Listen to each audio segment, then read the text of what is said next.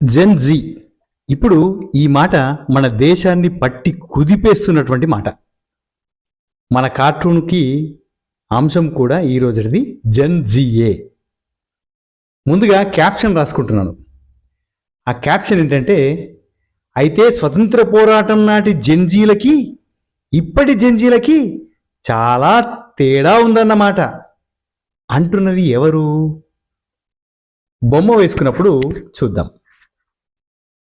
ఈ బొమ్మలో 2 పాత్రలు ఎంపిక చేసుకున్నాను. ఒకటి వృద్ధ పాత్ర, మరొకటి అతని మనమడి పాత్ర. ఈ వృద్ధుడు అతను ఏం చేశాడంటే, చేతిలో పుస్తకం పట్టుకొని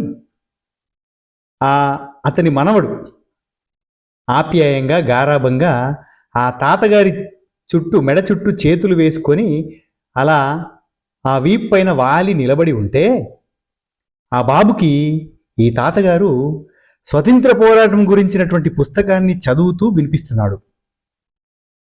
వారి పోరాటము, వారి త్యాగ ఫలము, ఇప్పటి మన స్వతంత్రము, మనం అనుభవించేటటువంటి స్వతంత్రము అంటూ ఆయన వివరిస్తున్నాడేమో. అయితే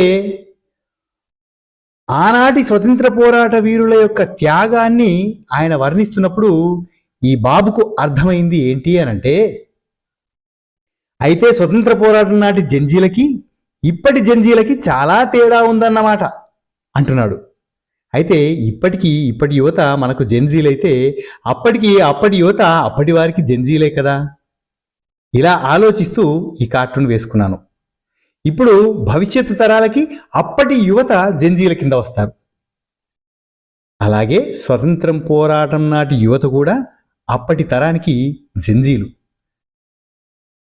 పోరాటంలో మన కోసం పోరాడినటువంటి అమరులకు వందనాలతో ఇది కార్టూన్.